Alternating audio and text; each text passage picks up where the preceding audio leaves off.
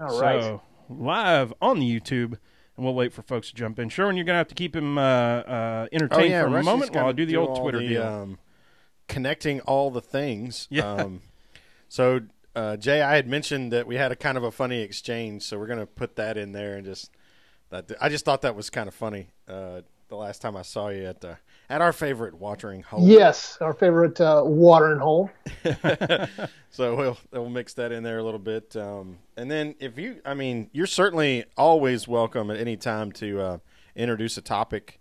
We, as we've probably stated before, but it's been 13 months since we talked to you. That That's crazy. we don't, yeah, isn't it? We don't have we're not Nate Ryan. We're like everything is like budgeted for 45 or 96 second segments. Yeah. So Because we're amateur. right. That's crap. Well, because we're amateur, number one. Number two, we like long form. Like if you run wild and we have to skip stuff that's in our sheet, we don't care. Oh yeah, Yeah. all good. Yeah. All good. And then on top of that, just at the top of the show, we'll be doing our intros. We have our intro music that plays, and we go hooting and hollering. And sometimes it'll cut out on you, and you won't be able to hear us, and you'll be like, "Hey guys, I can't hear you. What's going on?" But you're still there, no problems, and it'll be very obvious when we come back on and introduce you and all that stuff. So Sure thing. we'll cut out. It can be as long as a minute there when things go kind of silent. So All good. we'll figure all that out. So are we winning tonight? Well, sir, I've got the hat. I've got the shirt. It's that match is not until a few days. But Jerry, you have you jumped on the MLS wagon at this point? Do you do any reporting for it? Yeah, I will be down there. I covered their first ever match. I was down there. I went straight from the Atlanta race to Georgia Tech and covered both of those on the same day last year. And then I'll be down there Sunday for the championship covering that. So That's yes, awesome. That's I'm awesome. all in. Excellent. Yeah, that's it's gonna be nuts. That place is gonna be. I don't know if I'm allowed to say this, but I think that's going to be the most energetic crowd of any sports game this year. Yeah, I mean, I can't see how it would be anything less. I mean, I've been to some loud events in my day, but that's going to be right up there. Mm-hmm. Yeah, yeah. So I'm calling it for this year. That's going to be the rowdiest, craziest. You know, something I meant to mention to Jeff Sherwin, because we talked a bit with Jeff about it because he's in Portland and he's a Portland fan now, and he's been living there 2 seasons, and Atlanta's had the team for 2 seasons, so we're kind of on the same time scale for MLS fandom. But what was it? I forgot. Shoot, I lost my own train of thought. I was going to mention something to Jeff. It'll come back to me. Something we were just talking about. Well, darn, you know how it is. That happens. Yep. But yeah, that's that'll be. Oh, I know what it was. Because we were talking about. He was talking about them bringing the redwood thing and doing the cutting and all that. That they've shipped it down to Atlanta. And I was going to say I've been to a few games, and there's that section that says it like this: for your safety, no opposing fans' gear allowed in this section. Yeah, right. So it's funny down there in the rowdy the bunch. standing room rowdy section. Yeah, whatever yeah. you call it, like the team supporter section or whatever. Yeah. Do they have an official name down there? Do you know? Ours, I don't do, know. but I Not forget sure. what it is. Yeah, it's some name. I'm sure I gotta get on it. But anyway, let's see. 9:06. We got some folks on. Roger, what's up? And Beast, good to see you as always. I'm ready to get started. Sherwin, you ready? Yep. Jay, are you cool? Let's do it. All right. Oh, nope. We can't do it yet. I have to save off the audio that we did with Jeff. Good call. So Sherwin, you got to be Oh, I'm supposed to entertaining. talk some more? Yeah. Well, Let's see. We have. we don't have a lot It's going to take a minute and 15 seconds for it to 1 save. minute and 15 seconds. All Yeah. right. Well, we certainly don't have a lot to talk about with our football team and our basketball team. So it is nice to have another team to cheer for this time of year. NASCAR is closed or down for 6 weeks. or No whatever kidding. ridiculous till we test in Daytona, second week in January. Do you already know what NASCAR stuff you're doing next year, Jay? I don't. It'll be up in the air. I mean, hopefully Daytona, obviously Atlanta and Talladega, and then beyond that, we shall see. I try to add a new track to my list every year if I can. I'm not sure that'll happen this year, but there's a few that I still need to get to check off the NASCAR bucket list. Awesome. Well, we like to check tracks off ourselves, and we haven't really identified that one yet this year. Yeah, not quite yet for 2019. We'll have to, I don't know, put some thought to it. Yeah. Thinking maybe Richmond. Richmond's a good track. Convenience. Got family there. That's always a fun one. And I know I've told the story a million times, but I've driven laps on Richmond in a rental car, so that's fun. Pursued by the cops or what? No. They this one was it was silly. It was what was it? Me and the wife were there we went to Busch Gardens, Williamsburg, and we flew out of Richmond, and just Richmond is right there off the main drag. It's not like it's not like Atlanta Motor Speedway, which is an hour from Atlanta. It's right there. So an hour is that's an exaggeration, but it's right there in the middle of Richmond. So we drive by it, and I go, and we're on our way back to the airport, but we know we're going to be way early. And I'm like, let me stop by Richmond right quick. And she's like, okay, yeah, sure. And so we go up, and I go up to like the chain link fence around it. And this security guard comes over, and I'm like, whatever, I'm not doing it. Maybe I'm trespassing a little bit, but I'll talk my way out of this. But he was like, oh, you're a big fan of all that? Yeah, why don't I just let you in? You can go right down to the track and everything. I'm like, sweet, awesome. And I do that, and I come back, and he says, you can drive on the track for $20. They're doing a thing here in about 10 minutes. They're starting that. I'm like, oh, yeah, that's the best $20 ever spent. So, I sandbagged back a little bit, and then we hit the straightaway, and I punch it. I got up to like 80 in my, nice Sorrento or whatever I was driving, and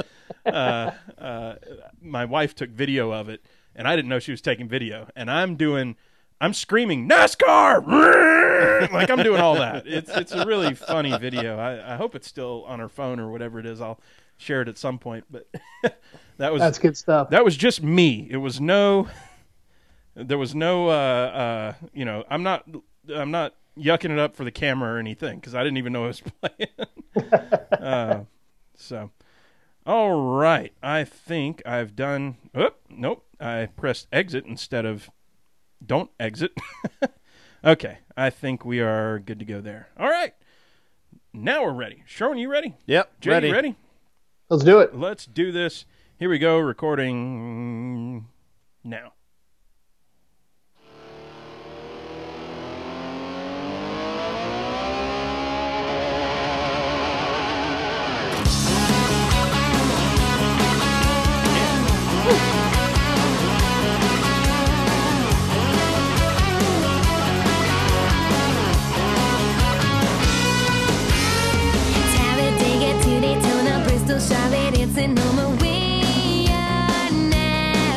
Welcome, y'all! Woo! That's right. This is the Pregame Engineer Tailgate Mayor Racing Podcast, episode number 173. Today is Thursday, December 6th, 2018. I'm Tailgate Mayor Rusty Wallace. I'm in the PTM Podcast studio with Pregame Engineer Andrew Sherwin. What's up, dude? Woo! After a 4.5 drive home from North Kakalaki. Look out. Ready to talk some NASCAR and whatever else. Let's do that. Before we do that, y'all know what the deal is. This podcast is sponsored by you. That's right. Go to patreon.com/PTM. Join the What You Drink Club for as little as $1 a month. Get that free koozie. Best part is, every cent this year, we are donating to sponsoring drivers once again. So, join the PTM Posse today. Be a part of the sport you love. This week's show is brought to you by official sponsors at the $5 and up per month level. Sure, and it got longer. Here we go. Laura Henshaw, Aaron Bearden, Robert Kevlinger, Comey McClam, Eric Kepner, Ryan Keeper, Patrick Cleary, Jeff Brown, Brandon Crowd, Kathleen McDonald, Stacey Wright, Brandon Carl, Billy Workman, Rika Porter, Jumpy Bob, Les Miller, Tommy Witt, Mark Wiley, Julie Bosley, John Pearson, Eddie Creer III, Gunker Motorsports, Jason Rudd, David Mullins, Joe Nolf, and welcome to the PTM Posse, Patrick Johnson. What's up, PJ? Woo! Dude, PJ is the dude who introduced me to iRacing, the one where I crashed in the first 5 feet of pulling out of the pits. So, great to have PJ on. PJ is a well, now a former coworker of mine, but he told me as he was leaving, he said, "I'm going to be part of the posse now. I didn't want to do it while we're still, coworkers, and this be kind of like a weird thing, but I'm jumping in." I'm like, "Man, you're the best. Awesome. Love you, PJ. I hope the robotics deal. Welcome. So, very excited to have PJ on. Very excited to have the whole PTM posse, making me actually take a breath in between. It used to be, dude, that once I got to Julie Bosley, like I could kind of like chill. And it could be Julie Bosley at the end, But I've got 6 more names after that. It's crazy. That's cool. So, thank you, PTM posse, for all you're doing, for helping sponsoring drivers and stuff. We're gonna have to figure that out here in the next few weeks / month or so, coming up on the end of 2018. The numbers are looking great. I think it's something like $1,400, dude. That's awesome. Yeah, that's so cool what everybody's done. So we've got some ideas in the works, and we'll let everybody know. But with that, let's go ahead and start this show up. We want to welcome to the show. We've got a guest. We've got multiple guests tonight, but we'll get to everybody one at a time. Form a line. Here we go, Mr. Yahoo Sports. Yeah, I said Yahoo this time. You said Yahoo. Yeah. Like my dad. Like you're from the West Coast.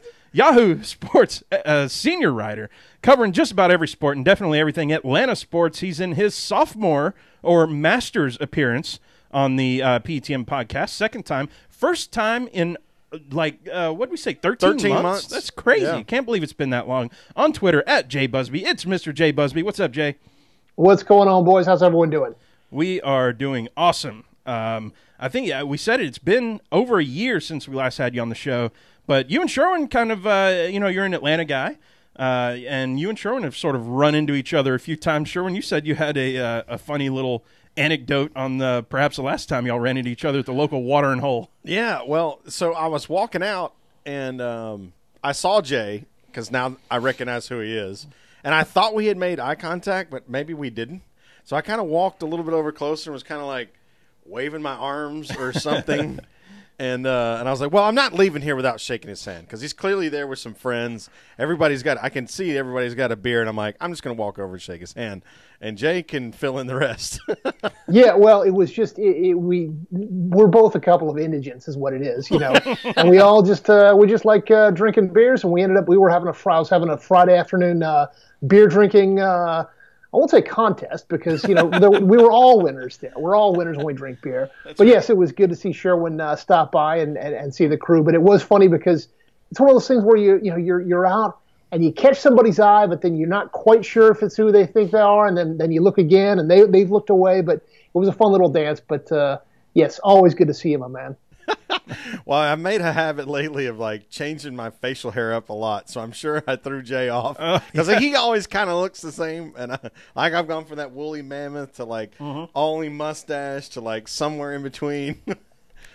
Good time. It was funny. Like the lady that was sitting next to Jay was like, "I thought you like pissed him off or something." I'm like, no, it's not that. Yeah. I was saying, I don't remember what I was saying, but I was doing my usual loudmouth nonsense routine, and I was talking about somebody and saying they were a dumbass right as I was looking at Sherwin, and so they're thinking, oh my gosh, this is he's calling this guy out. They're going to throw down right here in the bar, and so yeah, I would not do that, man. You not only are you a good friend, I think you give me a run here, so I would just buy you a beer first. Dude, y'all should at least yak it up one time next time you're there with some folks that y'all don't know. Yeah, we'll have to figure it out. You! That actually would be funnier. We did a skit from across the bar and acted like we were mad at each other. I love it. With that, Jay, what are you drinking on tonight? Tonight, I am very, very, very simple, man. I'm just drinking a little bit of water here. Nothing too exotic. I had a little bit I tried something earlier tonight, though. I thought about you guys. Tried something earlier tonight, a little bit of Crown Royal salted caramel. Now, it's kind of like it's like Halloween candy in a drink form. So I would strongly recommend that you be careful with this, because it'll knock you on your ass. But if you're looking for that holiday spirit, if you have to deal with relatives, in-laws, that kind of thing, that's my recommendation. That might go great in like a hot chocolate or a coffee. Yeah, or just like out of the bottle. Or just drink it. Just go. Pour cap off. Just Who are we kidding? Leaving Las Vegas today. I know they had that maple one. That one was awful. That one tasted like syrup. It was, oof. That was a little weird, but you said like that's a bad thing.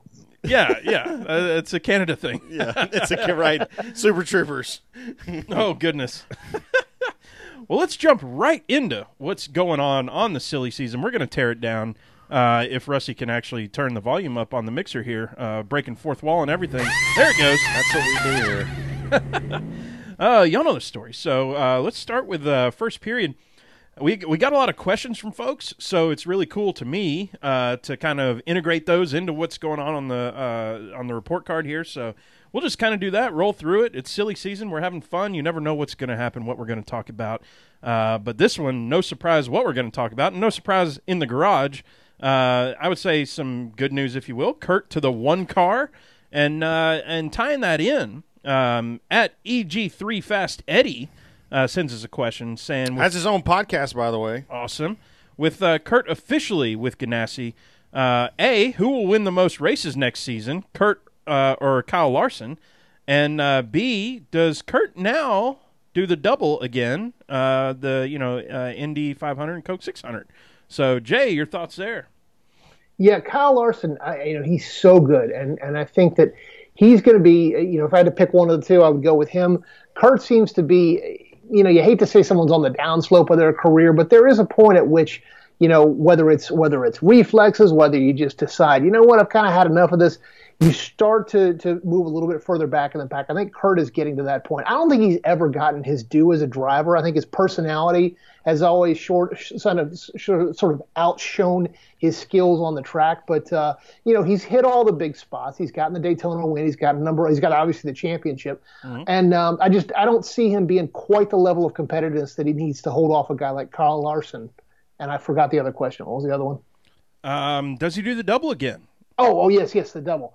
Well, here, I'll tell you a fun story about the double. Now that he is no longer with Patricia Driscoll, his one-time girlfriend, I was interested in covering the double, and I made the pitch to her because she was kind of serving as his de facto rep at that time, and she said that I could do it if I paid I think it was a $25,000 insurance / fuel cost to ride along with them, and I tried to slide that in at Yahoo with the expenses, and they said, no, we're not going to do that. So I did not get to do that double. But I think, it's possible. He did well when he did it a few years back. But, it's sort of the shame of it is, as much as we love the double, it's kind of like why we'll never see a baseball player or an athlete be both a baseball player and a football player anymore.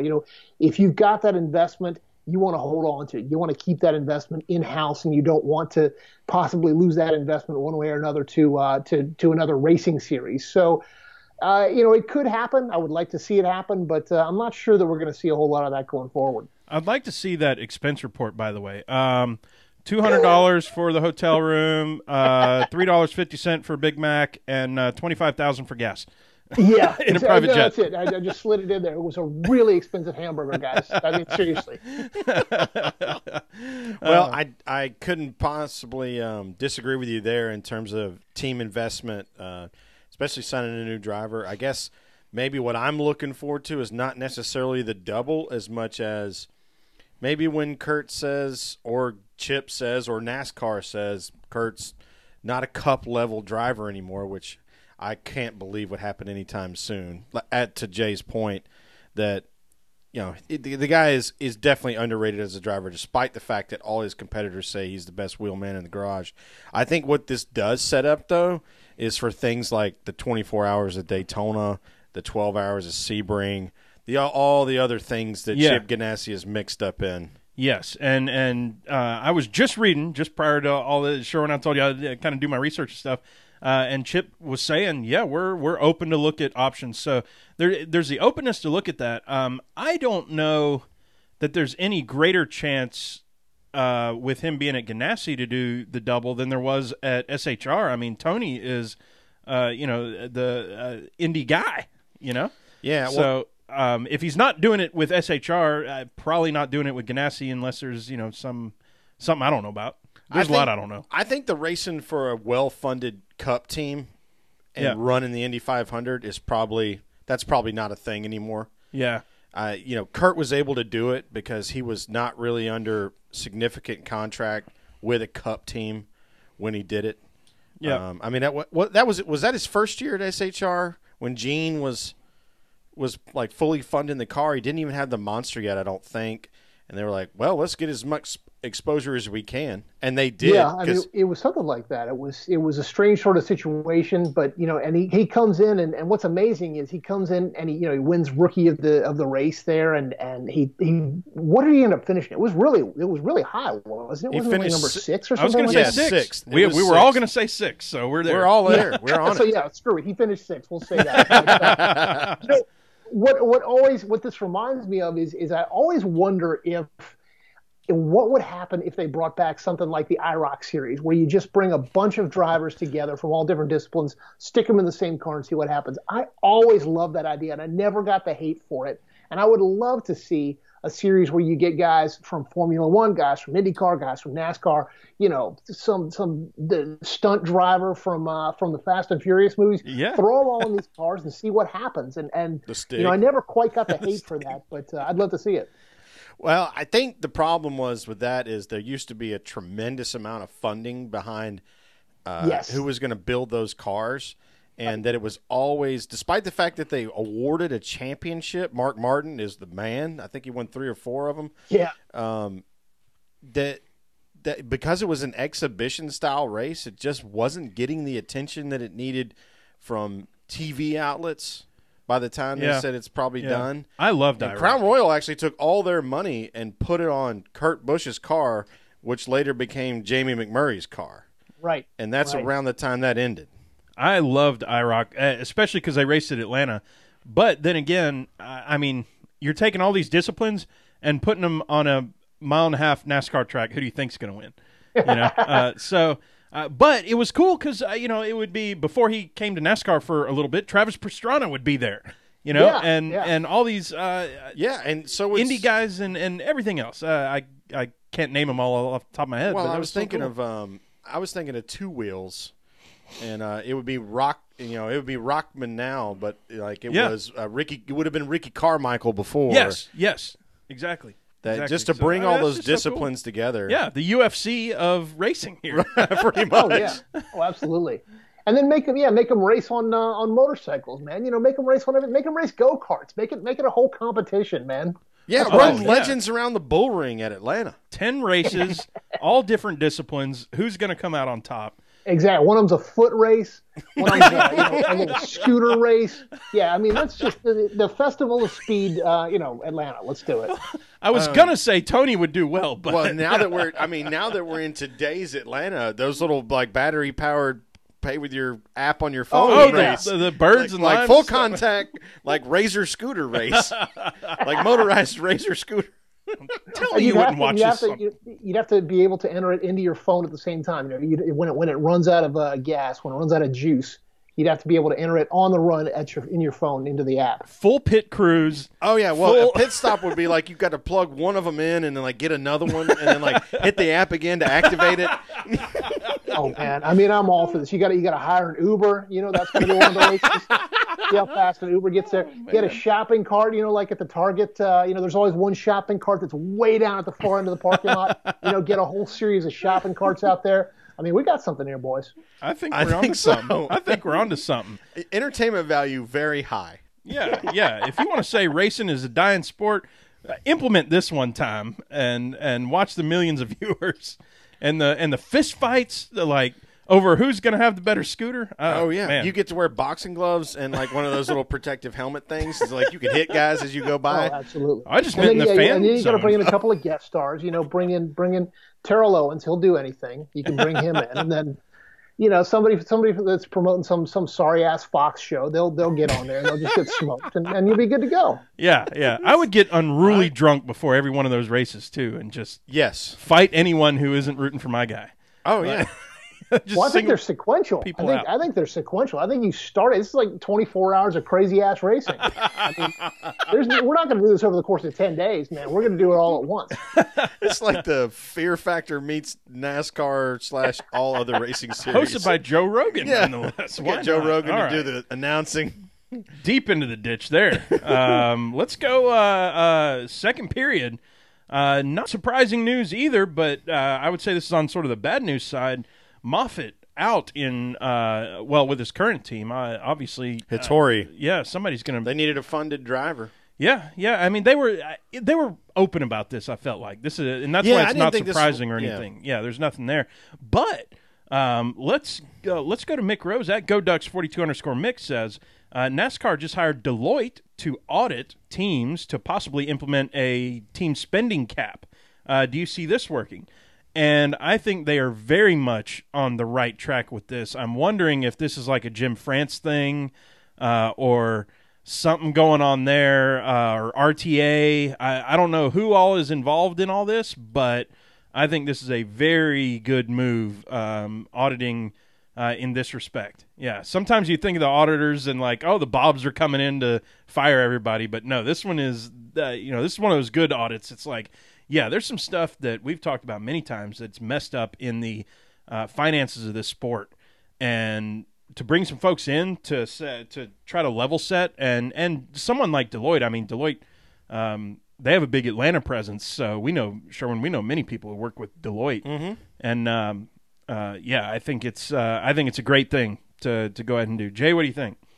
Yeah, it's necessary. I mean, the funding issue with NASCAR is that you've got there's a middle that NASCAR that you could work in, and you've got some teams that can absolutely completely overspend and overshoot the mark, and they can they can go as far as they want, they can spend as much as they want. And then you've got other teams where, I mean, this is really not a probably not a popular thing to say, but I mean, I'm not sure that NASCAR needs to be bending over backwards to make room for the smallest teams. I mean, there is kind of a cost of doing business at this point, and I hate the idea that the sport is held to a certain standard that not every team can meet, and yet is expected to meet that. I mean, we've seen it with furniture row racing. I mean, they completely went out of they're done, and because they were not able to compete at the level, they didn't want to keep throwing good money after bad. And so I think that the sport, if it can figure a way to get cost certainty involved here, I think that's the key. And an audit certainly will help. It's unbelievably nerdy to talk about audits and taxation and so forth. But I get it. It's necessary. The idea that Moffitt doesn't have a ride after winning a championship, the idea that Martin Truex's team has to shut down after winning one championship and being within a few positions of another, being one position of another. I mean, that's heartbreaking, especially if you love the sport. There's no two ways to look at it. It's just heartbreaking, and anything that can be done. I mean, this is the wolf is at the door, man. The wolf isn't even at the door. The wolf's in the house. Yeah, and then NASCAR has to figure out a way to stop the bleeding. If I can mix my metaphors here, we're on the precipice of the TV deal, and we know that that's got to be that's going to be a dagger. That's going to be a difficult pill to swallow. We're on a yearly, if not less, deal with the primary sponsor. Like, what is the series even called? And we're at the spending levels that were supported by the TV deals, sponsorship, etc. of the early 2000s to mid-aughts, when NASCAR was at its height, and so with that level of spending and with the highest level of spending that we've had and this lower level of income that we're getting, I mean, something's got to happen, and I think this audit / whatever we want to call it here it's a good deal. Yeah, I mean, if you think about just another a prominent sponsor in the sport, Sunoco, they're killing their gas station brand. Like they're basically closing. Is that right? Yeah. So Sunoco's not a thing anymore. That was Gulf. I'm pretty sure that was Gulf 76 that rebranded their stations as Sunoco. They've killed it. I didn't know that. That's not a thing anymore. So they're going to need a new gasoline sponsorship. Everybody's all excited about maybe the big orange Gulf 76 ball thing will come back. Junior talked about how getting one of those. It was like a big get for his his graveyard, but to bring it back out of the silly level, yeah, we've got an issue because we just talked about, we're going to talk about it later, so I'll leave it alone. But the the TV sponsorship is going to change significantly in 2021 and then again in 2024 because the two big major entities, they roll off at a different time. Yeah. And it could be a situation. I mean, it probably will be a situation. You know, we all love this sport, and as much as I try to keep my journalistic objectivity, I love the sport just as a fan, and to see it continue to fall to these depths is just, it hurts your heart. And I can easily foresee a future where it's something like tennis, where you have the 4 Grand Slam events in tennis. You know, you have Wimbledon and then the various Opens, and then everything else. You know, you got to go to the Tennis Channel or to some crazy ass Russian website to watch it. And I could sadly see that very easily happening with NASCAR, where you've got the Daytona 500, you got the championship, and then you got a couple of other marquee events, you know, maybe the Brickyard. But beyond that, you know, you're going to be looking at very, very small cable channels because there's just not the money, or there's just not the ratings for it. Well, what I wonder is, so we've seen the internet players step up and make major bids. I was going to say that, yeah. For either creating their own television shows or movies, or syndicating existing TV that they know is going to drive ratings, things like Friends or whatever. I don't know that they have, like Hulu or Netflix has Friends yet. That's like the giant. But like Seinfeld, that sort of stuff. I'm very curious to see if Amazon, Hulu, Netflix, or iTunes TV or something of that nature, whatever develops in the next 2.5 years, if they make some kind of offer to be a weekly broadcast partner with NASCAR. I think that's a big opportunity. I mean, didn't Twitter was one that did NFL recently, yes, like in the last couple of years? Yeah. Well, I could actually tell you about a website that runs NFL games every week free on the app. And if you just go to Yahoo Sports, you could go and get it. Yeah, Yahoo runs the NFL every single week free. I could talk to my bosses about getting NASCAR. I'm not sure that they would listen to me. But yeah, I mean, it's interesting you say that, because I'm kind of speaking just extemporaneously here. So we'll see where this ends up. But people love watching the NFL on their phones. You know, they get their phones. As we're speaking, the Titans and the Jaguars are playing a game, and even that crap sandwich is probably drawing a good amount of ratings. Will people watch racing on their phone? I don't know, but I do know this. I am certain about this. If this comes to pass, you are going to have old school NASCAR fans screaming their ass off, saying, why can't I find the races? Why isn't it on TV? Because they scream about it being on cable. Now imagine them trying to find it on their phone or on their computer. That's going to be a huge issue. And it's entirely possible that a provider might say, screw it, I don't want to deal with that headache of people screaming about it. Well, so it's funny you mentioned that, Jay. And old school has a different meaning to every half generation, every whole generation, every quarter generation. In the 1990s, NASCAR was on ESPN and TNN. Yeah. Cable channels. So, I mean, occasionally on broadcast for things like the Daytona 500. So it's like, hey, you're not all that far removed from having to have a cable subscription or potentially living in a place where you couldn't even get TNN and couldn't even watch a whole section of the races. You're absolutely right. And not only that, it would go from a different channel every single week. That's why what Fox did was so big. The Fox, when they took over in 2001, the president of the network then, David Hill, looks around. He said, "There's all this low-hanging fruit. There's all these races on different channels. Why don't I consolidate all of them onto one channel?" And before that, I mean, again, it's within all of our fandom memory of NASCAR. You had to go. You're right. Check ESPN, TNN. Maybe it was on NBC. Maybe it was on TBS. But you had to go every single week to a different channel. And so, yeah, I think that screaming about NASCAR being on cable and being on NBCSN,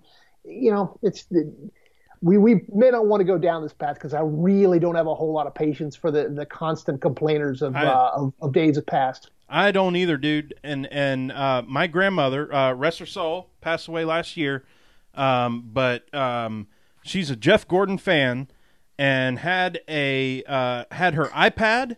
And she was watching clips and stuff and everything. If my grandmother, old Southern lady, who's making front porcher. She's front porcher, making cornbread, all that stuff. She's got her iPad out and tweeting to Jeff Gordon. If she's doing that, you know what? Get with it, y'all. Get with it. I tell you what, you're just behind at this point if you ain't doing it. You know, whatever the next thing is, deal with it. So that's what I tell everybody that we interact with, or I guess mostly it's me, obviously, from the PETM handle. People get all bent out of shape about exactly what we're talking about, and I'm like, look, when I watch a race, I have it on a big TV. I have it on a 55-inch HD television. I have the volume turned way down low.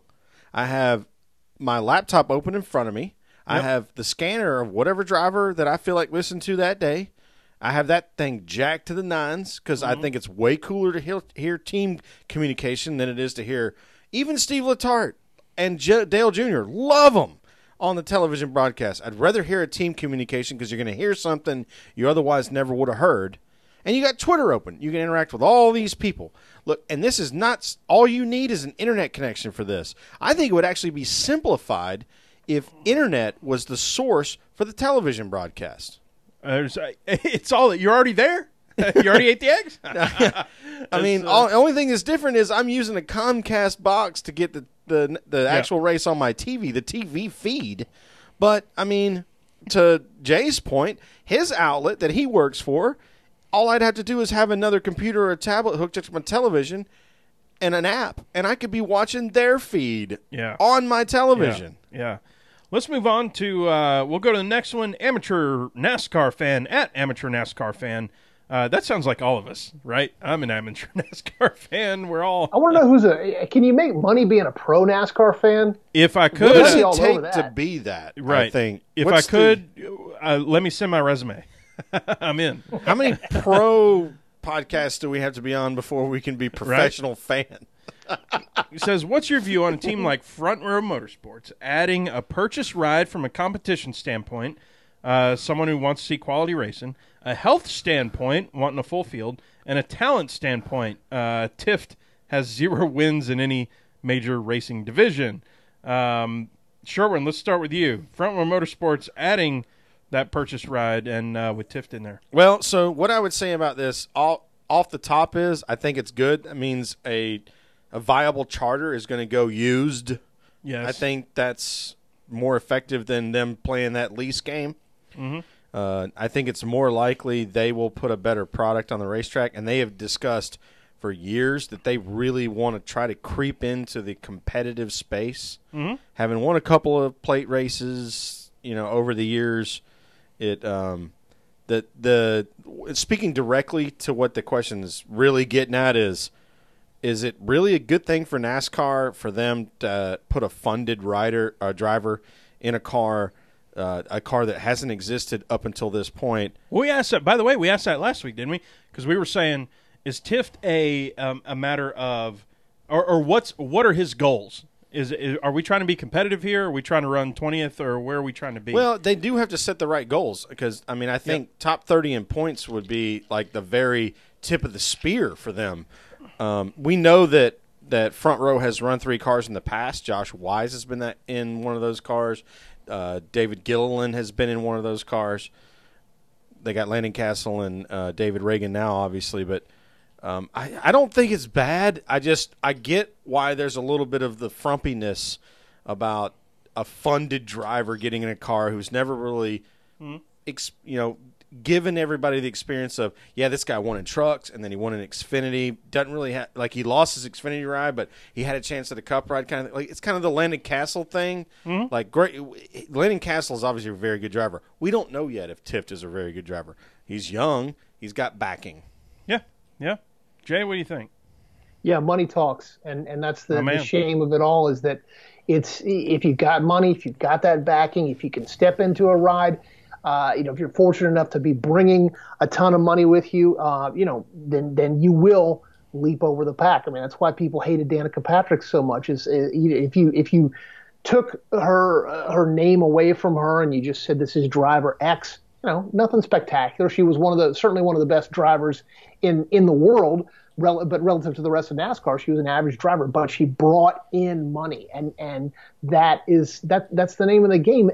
And so to pretend that it's anything other than that, I think is being a little bit disingenuous. But it's unfortunate, but that's the way it is, and that's the way that the sport, in a way, has always been. Mm-hmm. Mm-hmm. It's been this way for quite a long time. I think it's fair to say that. And I think, the teams, it used to be that the teams had the relationships with the drivers, but when you see how the driver stealing started happening, and Jeff Gordon may have been the catalyst for this, not him personally or Hendrick personally, but it was the sort of the catalyst of, I've got an unknown driver who appears to be quite good, and then there's this, this company relationship that Rick developed because he's got to paint so many cars, trucks, and everything else, and his body shops all over the place and everything. That was sort of the catalyst for, you know what, maybe the whole driver development thing doesn't matter as much. But then you go and look over at what Kyle Busch was doing, or is still doing, what Brad Keselowski was able to do. I challenge everybody to go look what Brad Keselowski was doing, basically using his own personal relationship with partners to develop guys. He's got like 4 or 5 guys that are either in Xfinity or Cup right now, and a couple that have won some significant races. Like, there's still both sides of this equation happening. Mm-hmm. Mm-hmm. Yeah, I mean, if you've got the money to underwrite these drivers, I mean, the sad thing is that you can play one of the stick and ball sports. If you have a sufficient talent, you don't need to bring a sponsor to the table to go and play at Duke and then on in the NBA. You just are who you are because of your talent. But racing is so much more expensive than that. Obviously, I'm not exactly breaking any new news, but it's so much more expensive that it requires that extra investment. And so as long as, we're coming back to the same topics here, as long as racing is so borderline prohibitively expensive, then you're going to see these guys who have this money leapfrogging the guys who don't. Yeah. We'll move on. Fourth period here. I really like this, and Jay, you're reporting on. You're the all sport guy here, and so I think other sports have done this, and I'd love to hear your perspective on it, which is that NASCAR, the RTA, which I thought was interesting here, the RTA, NASCAR, and 704 Games teaming up to have a NASCAR esports league. I think probably one of the more predominant, the most predominant esports leagues, if you will, are the Madden stuff, all the NFL things, obviously with all the either fighting games, Fortnites, et cetera, et cetera, et cetera. Does, like, the first-person shooters, are they fit into this? Oh, yeah. So all that's in there. But I'm curious your thoughts on setting up a NASCAR esports league. Obviously, we have iRacing already, and I think that's a kind of a disjoint. They would hate me for saying that, so I shouldn't say that. But they've gotten real pissed at me when I call it a video game. But it is a video game, man. I mean, there you go. And that's what I was going to say is, anyone who is a NASCAR fan and starts bitching about these are just video game players, that's not a real sport. Any NASCAR fan who says that after an entire lifetime of having to deal with NASCAR drivers aren't athletes kind of elitism, I mean, they just need to just take I will be polite and say they need to take a long, slow shower. Take a chill pill. Esports, slow shower. All of us, I could say a lot of other stuff, but again, oh yeah, esports. The three of us, we're not, obviously we're not in the prime Fortnite demographic. None of us are, 16-year-old boys, but it's an absolutely valid form of competition, and it's huge. And I think this is a great move by NASCAR. I think it's a really good idea. The NBA has a whole array of esports leagues, each one connected with an NBA team. This is a great idea. Yes, it may not be for you. It may not be for your particular slice of the NASCAR demographic. But if we can get more fans in, however we get them in, that's ideal. That's a win-win. You go and you drive a Kyle Busch M&M's 18 in the virtual world. That might make you much more likely to align yourself with Kyle Busch, the real-life Kyle Busch. So, yeah, I'm all in favor for it. I'm actually a little surprised that NASCAR is still relatively ahead of the curve on this one, and I'm 100% in favor of it. I love it. And this is also, by the way, Sherwin, real quick, they they were saying, from what I read, this isn't like an iRacing thing either, because iRacing is such a emulation thing. Versus this is playing NASCAR Heat. This isn't this is playing the video game, and not on the Twitch or whatever. not the simulator. Yeah, exactly. Yeah. You were going to say that. Well, yeah. So I mean, I would say that while it's very easy to sort of make fun of it from our perspectives, and I think Jay, we're probably closer to your perspective than we are to the esports perspective. But I mean, if you look at our profile pic, I'm embracing it as hard as we could embrace it, because we have a friend that does iRacing that created a livery for us, what NASCAR fans would call a paint scheme, that's at Atlanta Motor Speedway. It's a pretty cool looking car with our logo on it, and it's definitely straight out of iRacing. Yeah, and I totally I credit him with the art, by the way. I went Brandon K. Carl. I went to an esports. I think this was the latest Street Fighter game. Earlier this year, and I went to an esports event, if you will. They had free food, by the way. Free food's yummy. Oh yeah, it was like gyros and fries and mixers for the liquor that you snuck in, because you're like, I'm going to esports deal, I'm gonna bring liquor. Yeah, that's kind of a dumb. Yeah. It was interesting because it was very scripted in terms of the audience, like, okay, everybody cheer now, yay, you like this guy, boo this other guy because he's not American and we're in America, like that. It wasn't because even in the nerd community, there's like some of this like USA pride stuff you see everywhere. So it was interesting how they did that, more like, and I've been to like tapings of a sitcom and stuff, but and it felt more like the taping of a sitcom where, applause now and yay and all that, versus I think this is something that eventually we could get to that is more of a sport where you're cheering because you're cheering that guy on, not because the applause sign is on. As much as I want to make fun of it, I totally agree with you, because I have, like, you've handed me the controller when you were playing like Red Dead Redemption or something, like, you want to try this? I'm like, no, because I know I'm going to suck. I would rather watch you play it. Yeah. I love this. And just drink my beer. Beast on the feed here says, I had to swear off NASCAR Heat years ago. I was staying up till 4 a.m. in the morning playing the game. Sober. Absolutely. Sober, that's bad. That's funny as hell. That's funny. It's an addiction. And I was, earlier this year, it seems like it was 5 years ago, but I was over in South Korea for the Olympics, and they did an esports demo. And of course, people were like, esports, shouldn't be an Olympic sport. Screw that. Put that out of your mind. What they were doing was they had taken over this entire banquet hall, and they had these kids, and they were literally kids, 16 to 20. When you hit about 23, this is not a joke. When you hit about 23, 24 in esports, you're washed up. You're the old man of the group. I mean, this is so it's like women's gymnastics. Yeah, exactly. They burned you through. But they're showing me the numbers for this. And the numbers for this competition were in the millions, and at one point into the tens of millions. Wow. There are worldwide. The audience potential for this is phenomenal. I mean, we talk about what the ratings are for NASCAR races, and the three of us could have a dent in the ratings if we decided to watch or not watch. Esports ratings dwarf those in certain circumstances. So yeah, it's a great idea, and yeah, it's gonna get some blowback from people who don't know any better. But man, again, it's a smart play. So let's go on to another question. Another one from Mick Rose. We're going to have some fun here.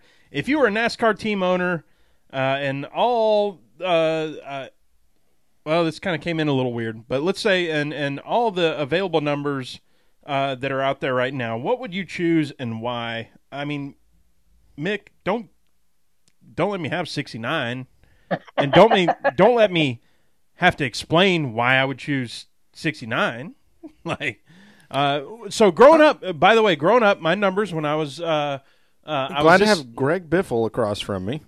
Yeah. Yes, exactly. Welcome back to racing. My numbers growing up, and by the way, I was this exact height and 60 pounds lighter when I was actually athletic and doing stuff. My numbers were 12 and 1. So 12 was growing up, and 1 was when I was, I'm not saying that I was some superstar, but I was okay at a few sports. And when I was okay at a few sports and we won some stuff, and I felt like I had at least a hand in that. I wasn't like the bench guy or whatever. I was number one, but both of those are taken, so I'm going to go with 69. And you know why I'm going 69. Don't make me explain that. This is a PG. This is an adult show for the plus. most part, minus the cuss words. Yeah, Sherwin, where you at? This has nothing to do with Alan Kulwicki, but I love the fact that my favorite number aligns with him because there's just so much history there. While we're talking NASCAR, but I'm a 7 guy all the way. Just there you go. Plain old single digit number 7. I like that. I like that number. Lucky number 7. Jay, what's your number? I was always a big Tom Glavine fan back in the early 90s with the Braves. So I like 47, Glavine's number. I like 3 for obvious reasons, not just for for both of the Dales, for Dale Earnhardt and Dale Murphy. So, those are a couple of good ones. But the 69 one is nice because it looks the same upside down as right side up. So, well, that's it's like a palindrome of numbers. Well, that's the whole point. Oh, or the mirror palindrome. I shouldn't go that deep into it. Well, when you're at Talladega and you get upside down, they'll still know. They'll know when you're flying upside down. They'll say, "Oh, you know what? There's a 69 car." There you go. Love it. So there's all that history about Dale's first race being in the 96. Why didn't he just pick 69? It'd have been that much better. Jay, I'm glad you mentioned the number 3. Obviously, tremendous amount of history in the sport, but it has a special place in your heart because you wrote a book, and we touted it last time you were on, and I believe there's probably people out there that are listening tonight or will listen on their iPods over the weekend or whatever, phones. You have an awesome book that you wrote. What was it? Thank you, brother. Yes, the book is called Earnhardt Nation, and it's about – I'm not even going to joke about it here because it means so much to me. It's so close to my heart. It's about the Earnhardt family, obviously. I traced the whole family, went back and traced their all the way back from when the first Earnhardts arrived over here in Germany, right on up through about 2000. When did the book came out in 2016, the paperback in 17. So it cuts off right around the time that Dale Jr.'s picks up. So those two kind of work well together. But yeah, I mean, it's a fascinating story. It's a classic American story, not just in terms of sports, but in terms of determination. You can still go by the old Earnhardt garage where Ralph Earnhardt built his first car, and it's still in the family today. And then all the way up to, we've seen what a global icon Junior has become. So it's a great story, and I hope that I did it justice. That's fantastic. I think there's a lot of people out there that have grabbed up that Racing to the Finish by Dale Earnhardt Jr. Certainly I have. I'm in possession. Rusty's waiting for me to finish it so that he can read it. Come on, bring it. And I think everybody that is reading that should absolutely look back out there to Jay's and get that book, Earnhardt Nation, because I think you're going to love it just as much as you loved Dale Jr.'s autobiography. Last question tonight comes from Andrew Kantian at KHANTZIAN. Jay, being in the industry, you don't have to answer this question. But he says, which driver is most likely to have his favorite band be Nickelback? Now, here's the thing, y'all. Here's my answer. Y'all just put this in your head. Close your eyes. If you're listening, I want you to close your eyes. There you go, Sherwin. I want you to close your eyes. I want you to imagine Denny Hamlin standing there, and something happens, or he's at karaoke or something, and the crowd is quiet. They don't know what he's going to do, and the first thing he goes is, "Look at this photograph!" And he gets down on his knee, and he makes it happen. I think Denny Hamlin is my most likely to be a Nickelback fan. Sherwin, who you got? We talked about this earlier. I mean, no offense to any of y'all or whatever, but as much fun as Nickelback gets made fun of, and as much as this driver has tried to separate himself as having a brand, I got to go Austin Dillon. That stupid slide where he smashes his face down. That's Nickelback as AF, as the kids say. You almost did it. I love it. This is how you remind me. I love it. Jay, do you wish to quality pull right there? Well, let's break down Nickelback here. I mean, okay. Nickelback is it's quality music. If you like just kind of just straight right down the middle music. So I'm trying to go through and think who would. Okay, let's think this through here. Nickelback, they're popular enough that they've made multiple albums, but they also piss people off just immensely. So, I think that the obvious answer with that is our current champion, Joey Logano. He's stuck around long enough, but man, people just see his face and they lose their minds. So yeah, I'll go with Joey. That's excellent. And to use the words of Cole Pern, despite the fact that we like that driver quite a bit, douchey squinty. I thought when you went with really good driver, but like straight down the middle, but polarizing, I thought you were going to go Kyle Busch, to be honest with you. I thought that was what was coming too. I thought so too. Yeah, Kyle Busch is kind of like the guy who rolls up listening to rap, but he plays like Wu-Tang Clan really loud so that you know that he's listening to Wu-Tang Clan. And then once he drives away, he goes and swaps it out and plays, like some Boston or something like that. Hey, nothing wrong with that part now. He's got, yeah, that's when he should be blaring. He'll get more fans. I love music. That's the thing for me. I love music. Sherwin knows I'm like a music guy. I love a music file or whatever. I don't hate Nickelback. I like the idea of hating Nickelback like everybody else does. The jokes are funny. Yes, that's what it is. The jokes are funny. Their songs sound similar and whatever. Hey, they're more talented than I am. The same thing with Justin Bieber. So the only thing I knew about Justin Bieber, by the way, was that like he was a junior hockey player for the Thrashers back when Atlanta had the Thrashers and all that. Yeah. I'm like, oh, this dude is awesome. Cool. And he's singing all these, heartthrob songs. I'm like, whatever. He's singing those. So he's getting the ladies and he's playing hockey.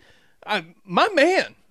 So whatever. I'm down with the Bieber fever, dude. I'm in. So good for him. There's a certain point where, you guys have been working on this podcast. You got a great podcast. You're putting all this effort into it. And I would imagine that there's not a podcast out there that you listen to and you just would hate just because you know how much work goes into it. So there's a certain element of you understand that there's a certain level of talent that you have to have just to even be able to record music, much less write a song, put it out on the radio. So there's a certain benchmark. But I agree with you. It's fun. It's more fun to make fun of the band than it actually is to legitimately hate them.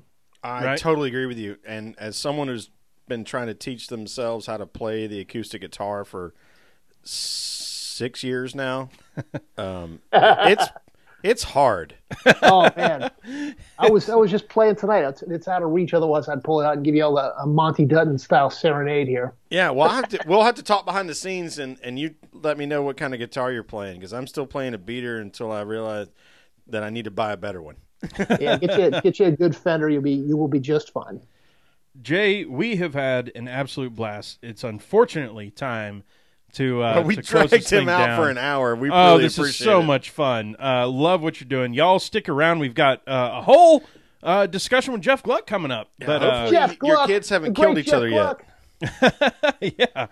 Yeah. So, man, appreciate you being on, and we're gonna have to do this more sooner. That's not right. That's Georgia words. More sooner. More sooner than a year.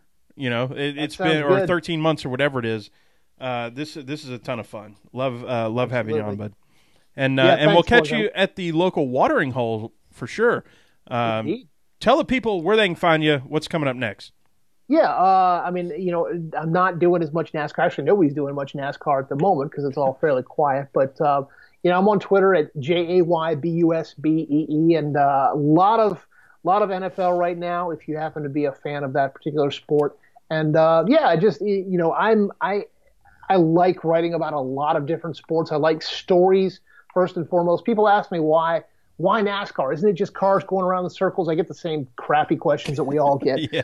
And what it is to me is stories. And you think about that field of 40 drivers, and every driver in that field has some kind of story, some kind of connection with almost every single one of the other 39 drivers. Just think about two random drivers, and you can think, oh yeah, they had that incident at Martinsville or whatever. So that's what I love about the sport, and so that's why I cover so many sports. I'm always looking for those stories. This is a long-ass way of saying just follow me on Twitter, and we'll hang out. We'll have a good time. Well, and so PTM Posse, definitely follow Jay at Jay Busbee because he's like one of the best jokesters in this big public, sports writing space. He's a humble person.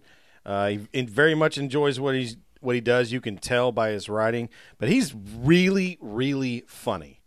Oh, thank you. Thank you.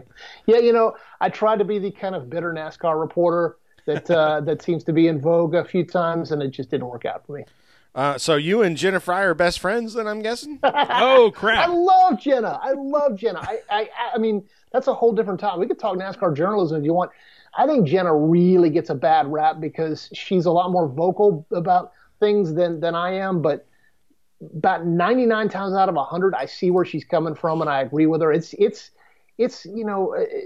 pain in the ass being a reporter when everything you do is getting judged and second guessed and critiqued by people who don't always have the full story. But yes, Jenna's great. I love her. I love all the NASCAR reporters. It's a tough beat, but anybody that does it like you guys deserves praise. My man. Thank you very much for joining us. We loved it. Yeah, absolutely. Thanks, Jay, boys. We'll catch you next time, buddy. I look forward to it. Take care. See ya. All right, peace out. Y'all, with that, we're going to have to go.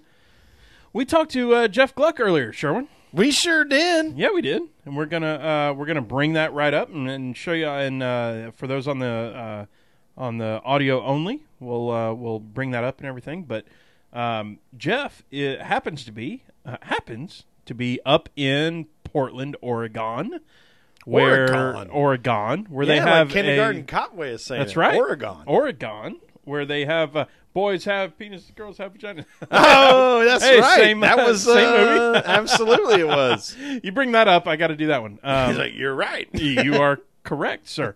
Anyway, I lost my train of thought. Anyway, we have Jeff Gluck. He's up there in Portland. It's not a tumor. Yeah, and we're going to talk a little bit of soccer, and then we're going to talk a little bit of NASCAR, and we're going to talk a little bit of NBA, and we're going to talk a little bit of who cares. Hey, this is the off season. Yeah, deal with it. Wild card. Every week's going to be a wild card. What do you want? We're bringing you two really awesome people guests in one show. Like, yeah. You do this then. Hey, cuss us out all you want on the Twitter. It's fine. Hey, PTM Posse. You'll love it. Y'all. Love y'all. Hope you love this. Here is Jeff Gluck. All right, y'all. Here he is. PTM PhD. All the way from that other coast way over there with the hippies.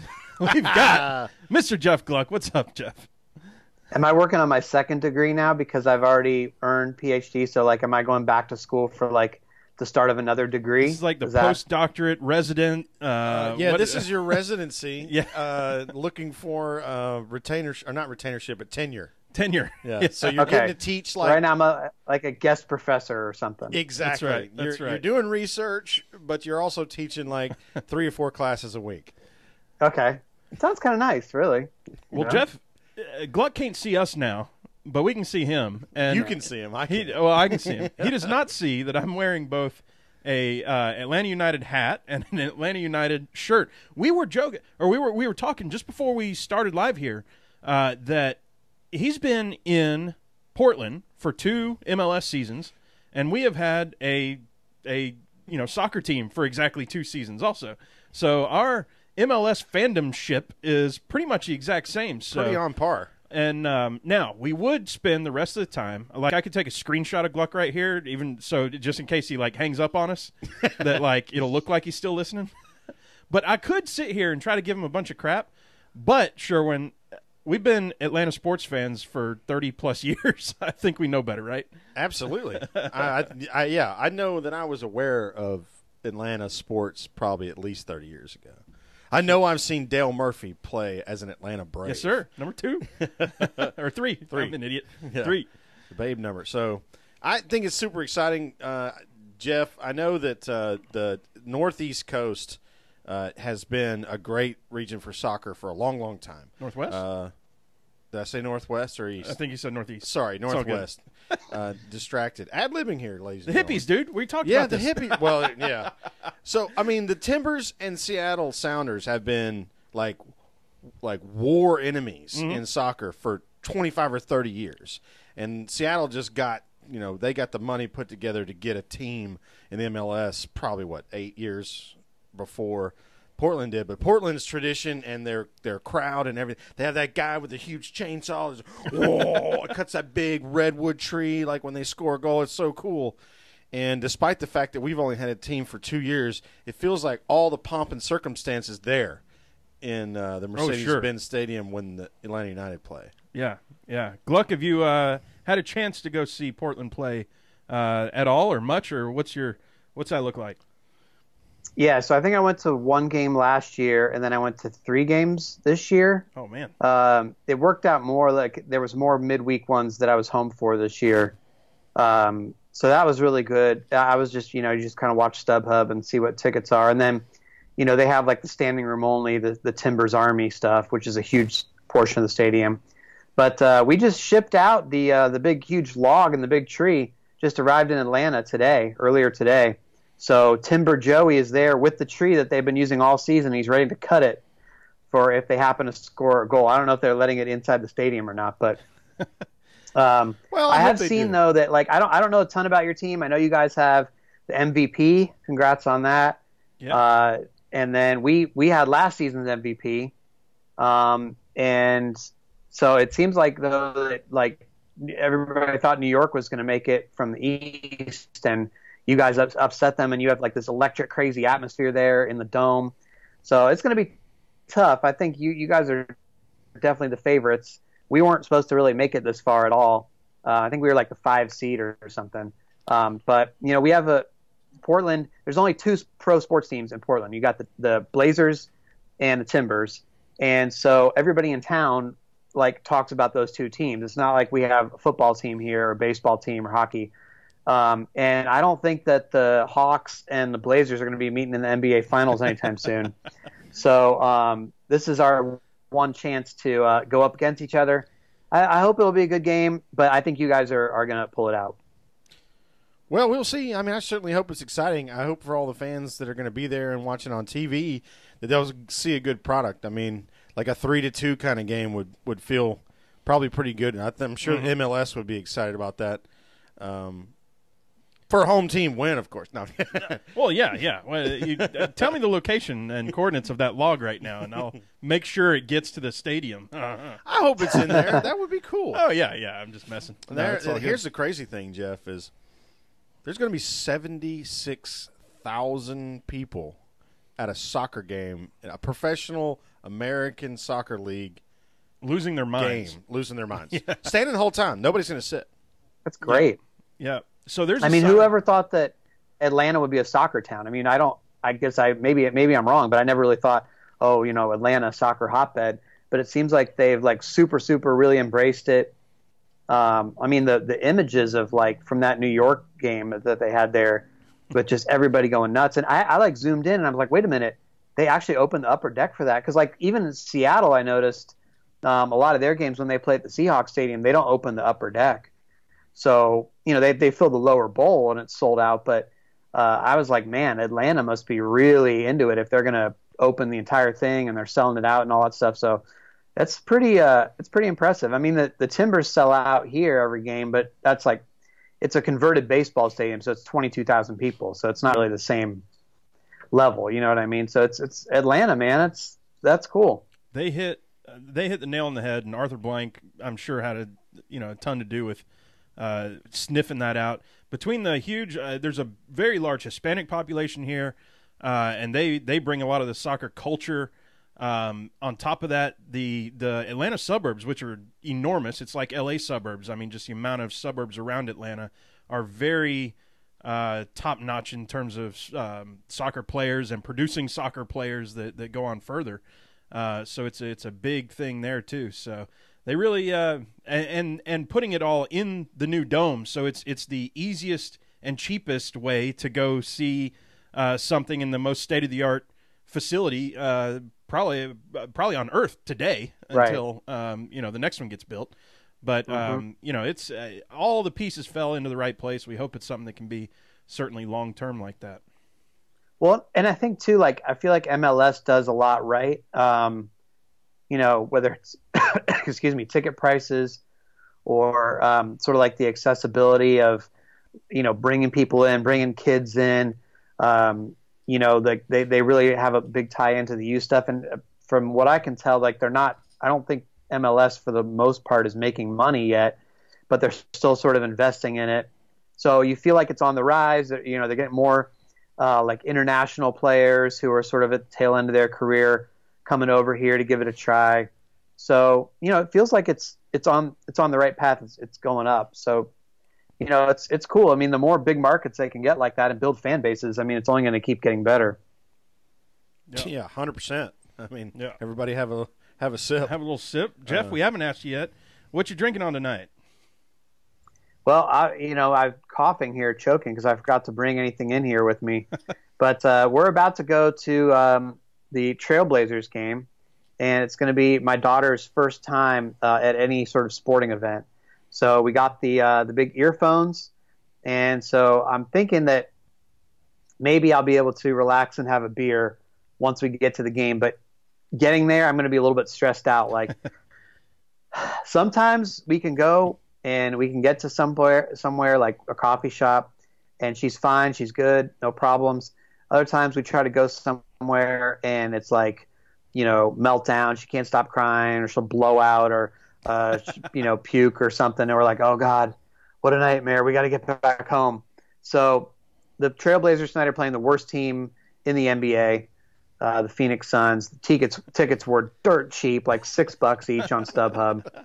So I'm like, if we're ever going to go, let's just go. This will be a total experiment. Let's just try it. We looked it up, and they have like breastfeeding rooms for moms. So nice. Sarah can like do that there on like, if the baby gets restless. So we're just going to try it out. So once I get there, I'll be drinking along with you guys. But right now I got nothing. Well, kudos for the amenities by the Portland Trailblazers, and kudos to your wife for being willing to brave the opportunity. And congrats to you taking the kid on the first major sporting event. That's going to be a memory for at least one of you. Good, well, bad. I'm trying to make sure that she is indoctrinated to the Portland fandom, because Sarah's side of the family in Indiana is already like trying to get her to be like Pacers, pro Pacers. Like, let's get her to be a Pacers fan. I'm like, no, Portland. She's from Portland. She's Oregon baby. She's going to root for her home team, because I think you should have like a team that carries on with you through life, so that you could be like, yeah, I'm a lifelong blank fan, right? I mean, people jump the bandwagon all the time. I've jumped bandwagons before, I understand. But, like, it's you have more credibility. Like, we're both sitting here talking about our soccer teams. We've been fans for like 2 years. Oh, wow, boy, you guys really must, I'm sure people are like, oh, it would be heartbreaking for you if you lost. I mean, you can get into a team in 2 years, but if you're like, I've been a fan for like, since as long as I can remember, or 20 years of this football team, whatever, I feel like you have your sports fandom. You have so much more credibility. Just like when you hear somebody go, oh, I've been a fan of this driver since they came into the series. Mm-hmm. So hopefully Liliana can be like, hey, lifelong Trailblazers fan here. Yeah, since I was 8 weeks old, that was my first game. People will be like, damn, okay, yeah, that's a legit fan right there. That's a good point. I'm with you. I think it's great. I mean, Rusty and I both don't have to suffer fools or whatever you want to call it in terms of like our hometown teams, because we grew up in Atlanta. If it says Atlanta in the front, that's who we're rooting for. Atlanta, and that's all us. But I also agree with you. I think that's cool. I like that you still root for the Broncos when you get a chance to do that. But there's nothing like being like a geographical fan of the thing that you're physically a part of. And taking the kid to the game, I mean, that's perfect. If she decides to pitch a fit, great. More noise and stuff, true. right? It'll get drowned out, right? Yeah. You remember Deuce Bigelow, right? He took the girl who couldn't stop cussing to the. What we need is a ball here. Strike here. Strike. Yeah. Well, it's not like it's a golf thing where Tiger Woods is going to turn around on the tee and glare at her for crying or something, right? So, yeah, you're right. If she's crying, it shouldn't be a problem. Hopefully. Yeah. He'd be like, "Yeah, you see this? We need some threes." We need some threes. Yeah, she's commenting on the way you guys have been playing lately. That's what this is a commentary on. Yeah. Yeah. 2 more minutes, I'm gonna start crying. Also, didn't the Pacers let Paul George go or trade him or whatever? The Pacers, yeah, he's on Oklahoma City now on the Thunder, right? That's right. Yeah, fumble. Yeah. Bloop. All right, Jeff. It wouldn't be. We got to work just a little bit of NASCAR in here, At least a little bit. And we know that you were pretty close today to some, or maybe yesterday too, some interesting news in the terms of team, or I guess in this case, for now, charter ownership. This feels a lot like we were just talking about basketball, these conglomerates. Now, a lot of times it's been media conglomerates. This seems to be more of an agency slash team representative conglomerate. But tell us what you know about the charter that used to be held by Furniture Row that is now held by Spire Sports Plus Entertainment. Yeah, so Spire is not really well known by a lot of fans because they are sort of reluctant to talk on the record. When you want them to do media stuff, they're like, look, we're just doing our thing behind the scenes. But they have a very interesting business model where they're like driver agents, but they're also representing sponsors in deals. They're representing teams in deals and manufacturers. And so they sort of have some conflicts of interest, but they make it all work in a weird way. Usually they did get sued by Brendan Poole. That was part of their thing because DC Solar is one of their clients. Ganassi is one of their clients. So it can get sticky at times or have the appearance of looking sticky. But basically, they were also representing Furniture Row. And they were tight with Barney Visser. And Barney Visser obviously is going out of business. So he's like, look, can you guys sell my charter for me? Well, the way the charters work, it's based on your last 3 years of history, your finishes. Like, it's not just race winnings is changed now with the charter system. So it's not like first place gets this, second place gets this. It's mostly based on your overall performance, and then you get paid out on your winnings on top of that. But you're getting a weekly pretty solid check based on your historical performance over 3 years. So the Furniture Row charter, 11th, 1st, and 2nd in the last 3 years is one of the most valuable out there. So they're trying to sell this charter, and I guess Barney floats the idea, hey, why don't you guys buy this and start a team? In order to get the charter money, you have to run a car every single week. But these guys are so well connected, and they've run teams before. They've got Ty Norris there, who you guys remember from DEI, Michael Waltrip Racing. Yep. They've got one of the founders there who used to run Braun Racing, and Turner Scott. So they understand how to run race teams. They've got the marketing side. They've got the driver representation side. They understand all the stuff, and they've got relationships all over the garage. So basically, they're going to try to start up a team, run it, see what happens, but they're going to be getting this money that they can sort of pay back the whatever loans they had to take out. And they can sort of build a team from there, in theory. So we'll see we'll see if it works. I don't know if there'll be any sort of competitive or what they're going to use it for, what their long-term goals are exactly. But it's interesting because, they're basically an agency, and, like we're talking about it, and Jeff Dickerson, who's the CEO, said, that's still our core business. We're still going to put that above the race team. So it's interesting. They're going to have clients that they're competing against, essentially, but they feel like they can make it work. Is this like an investment opportunity for them, do they think? Like this is something that they can turn around later on, or is this just they want to get into racing? Then there's people in the garage that think that because, the charter is worth a certain amount. So, hey, let's do this, and then we can flip it, right? Mm-hmm. But they say no. They say that this is something that this is the first step for them to get involved in a long-term play for team ownership. So that's what they say. You have to take them at their word for now, I guess. Yeah. There's some people in the garage who are very skeptical about this, and they're like, oh, they're just going to run a car and not do anything with it and get the money. But I asked them, is this a money play, basically a money grab, where you're just going to be getting the charter money and not really caring? And they're like, basically it's ridiculous to think any owner involved in NASCAR now is a money grab, because it's an expensive sport and they had to put a lot of money on the table to get the charter.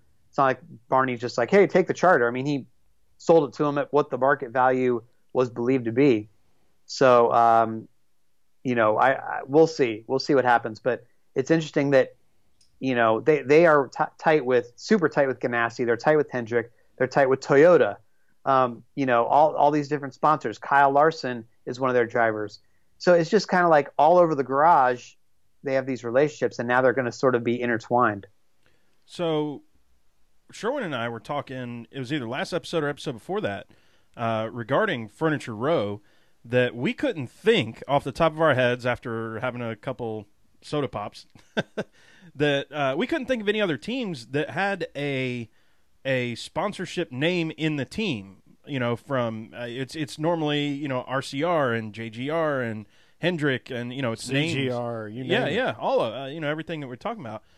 Is this maybe the first of seeing except for Furniture Row, and then of course Furniture Row sells it to somebody else who will probably be a similar team name. I'm guessing it won't be a person's name. Do you think that's something that maybe we're going to see even more of if another charter comes open and it starts becoming, like I just said, maybe an investment opportunity or a different way to get into the sport or something like that? Do you foresee more of that, I guess? I kind of find it hard to see even a repeat of this in some ways, because it has to be a very unique situation, right? Because these guys, they're marketing, their sales, they're trying to sell sponsorships, but it's a whole bunch of like guys who are like all in racing and former racers and stuff like that. So, it's like if you're going to take another marketing agency in NASCAR or sales, it would have to be very, very unique to think that they'd have the knowledge to go run a race team. Mm-hmm. I can't really see that happening, and I think it would be a big losing proposition. But the fact that these guys have so many tight relationships within NASCAR, I think it's sort of unique that they could potentially make it work. I can't see like this being the start of a trend. It just seems like it would be too crazy, in my opinion. Yeah, I agree with that. I mean, it does seem like a very one-offy kind of a situation. Do you think that we're going to get to see what the value of that charter was? Wouldn't it be much better for the entire sport if there was transparency on what they paid for that charter? Well, I agree with you, but the RTA and people like that say that there's transparency among the other members of the RTA. So every team knows what they will have paid for it, and that's made available to the teams, but that's not made available publicly to us. So I think that's unfortunate. I'd like to know the value of all these different charters, what they're going for, be able to track them and stuff like that. They're trying to keep that behind closed doors, just like they're keeping the winnings behind closed doors, which is something else that I think stinks, especially for fans who used to be able to tell, hey, this guy won this much money this year. You used to see that as part of the standings, Yeah, I mean, it's all secret and off limits now, and I think that's too bad. But NASCAR firmly believes that this is something that they believe the fans don't need to know about the business side. I think that's unfortunate. Well, it's unfortunate that it has all of the appearance of NASCAR again thinking that its fans aren't intelligent enough to understand what the numbers mean and what they are.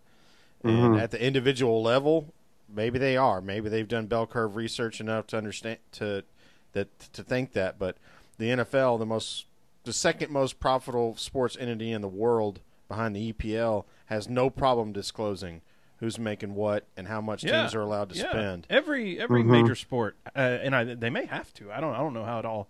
Well, and so in the light of all this Deloitte, auditing and potential movement towards somehow figuring out a spending cap, you would think one of the things that they would want to just release is, Front Row bought that, for $2.4 million.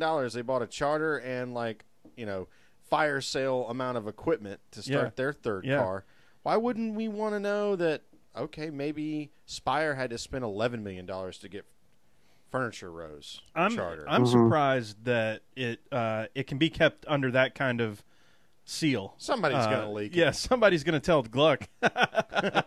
Well, and it may not be in his best interest to leak it, but it might be in the best interest of a key jockey, a keyboard jockey to release it. Sure, and it's especially as poor a secret keeping entity that the NASCAR community is as a whole. Yeah, I think this guy kind of goes back to sort of, unfortunately, sort of the decline of the amount of sort of like professional media that's covering the sport, right? I mean, you used to have 20 different newspapers in the media center covering it. All sorts of national outlets and stuff.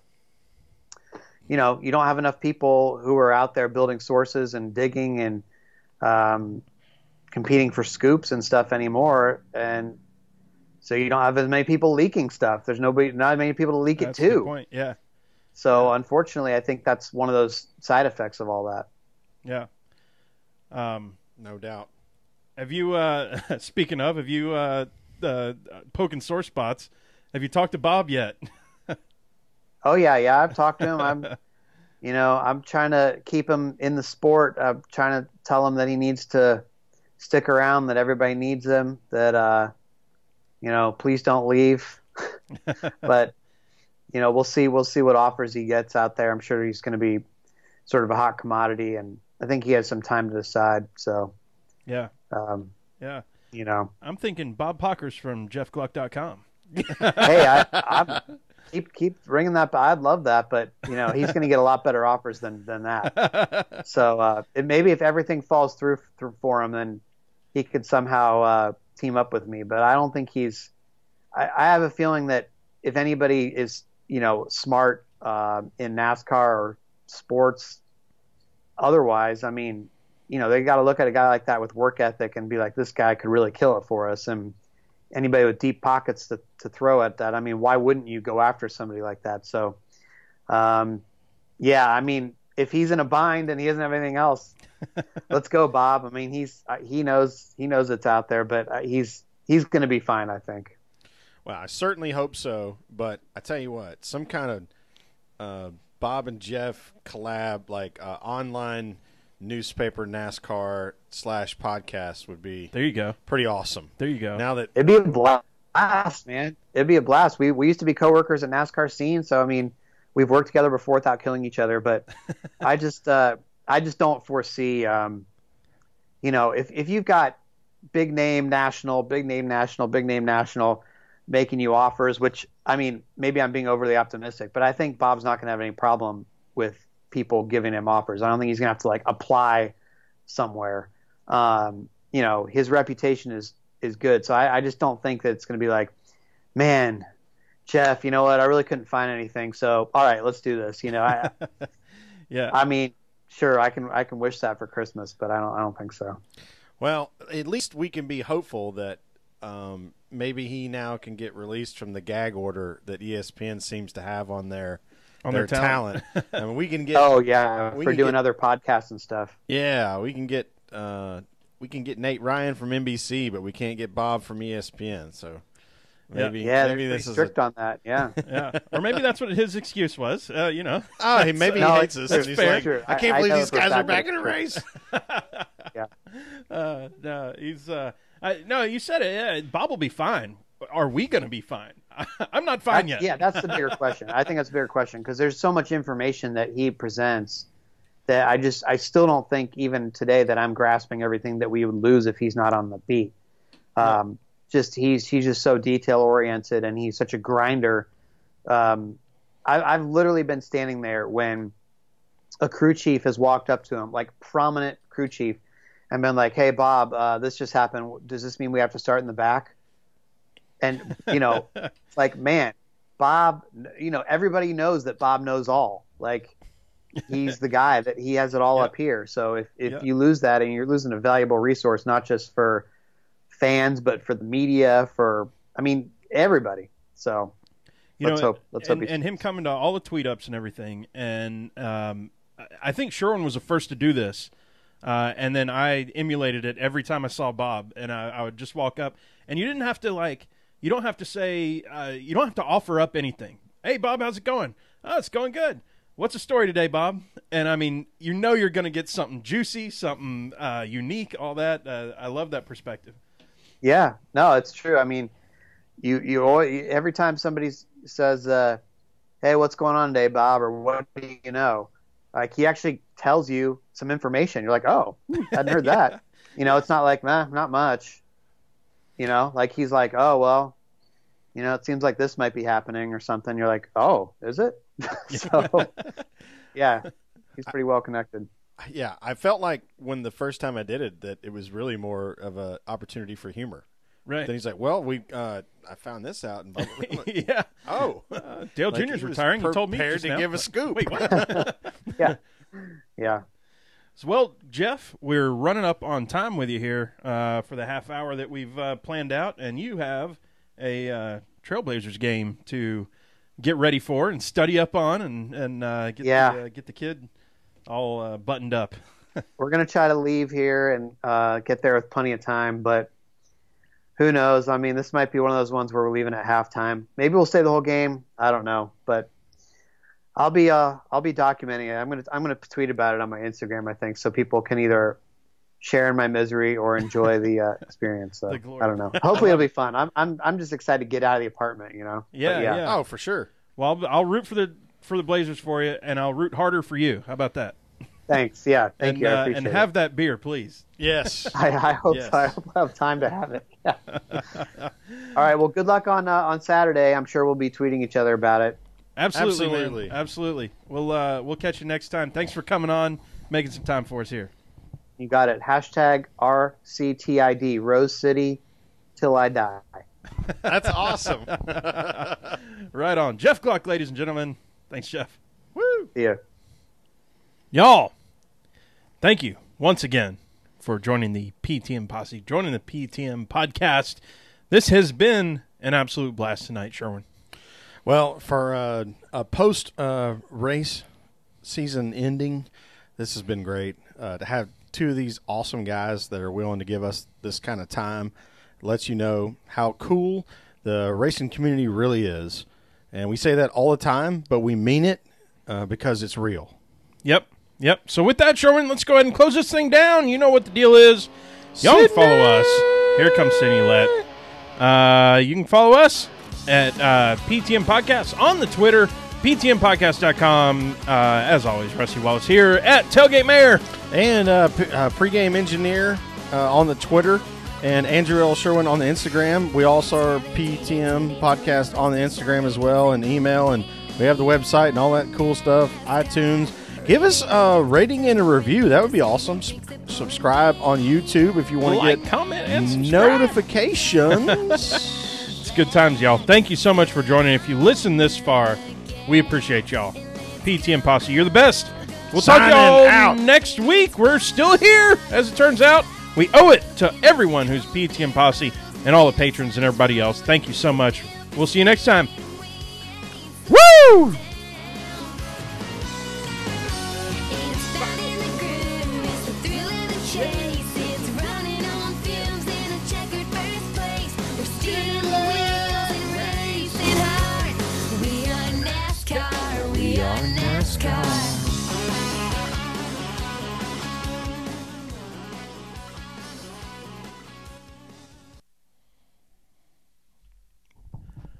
All right, y'all. An hour and 25. It is so crazy how the postseason every time is like a long show. yeah. Every time we're like, well, what are we going to talk about? And then we have an hour and a half of talking. Last week, Sherwin, it was me and you, like just BSing about nothing. But that's how me and you talk NASCAR. And then this week we BS'd about nothing with awesome people. And everybody just saw me pick hair out of my mouth. There it is. And Roger, I appreciate you, buddy, but go to hell. Straight. You're going straight to hell. Love y'all. Love you. Love you, Roger. Love you, Beast. Love you, JoJo. Patrick Drawn. My man. Everybody who's been on. We'll talk to y'all next week. JoJo. It has been a blast. We got to get this thing uploaded and everything else before I have any more to drink, because then I won't know how to do it. Well, that's good. That's a good plan. We'll see y'all next time. Thank you.